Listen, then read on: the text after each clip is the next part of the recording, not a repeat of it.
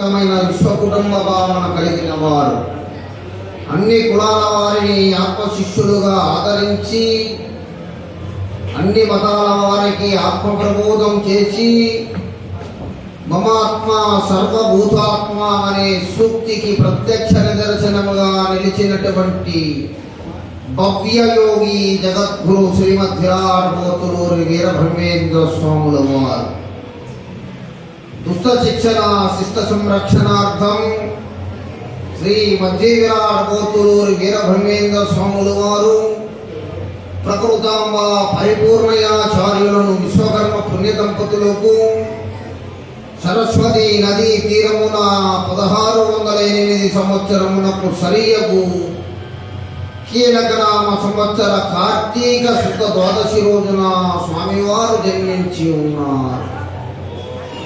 అత్రిముని ఆశ్రమములో శిశువుగా పెరిగారు.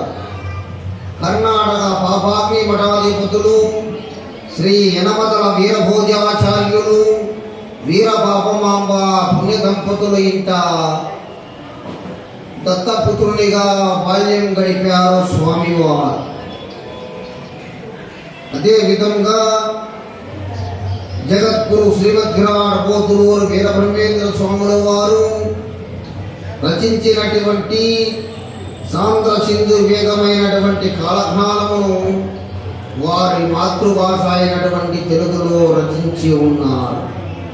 బ్రహ్మంగారు తెలుగులో కాలజ్ఞానమునే కాక కాళికాంబ సప్తసతి కాళీ ముకుట గ్రంథములు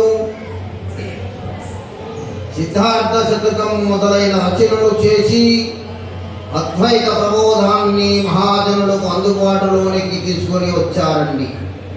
అలాంటి తెలుగువారైనటువంటి వీరబ్రహ్మేంద్ర స్వాముల వారికి భక్తులవటం మనందరి పూర్వజన్మ సుకృతముగా ఖచ్చితముగా తెలియపరచవచ్చండి. స్వామివారి కాలజ్ఞానము వినటం వలన ఎంత గొప్ప ఫలితాలు కలుగుతాయో ఇప్పుడు తెలుసుకుందాం. స్వామివారి రచనలలో కాలజ్ఞానంలో ఈ విధంగా లిఖించి ఉన్నారు. నా కాలజ్ఞానమును పఠించే స్థలమున సప్త ఋషులు సకల దేవతలు కొలువై ఉంటారని వివరించి ఉన్నారు.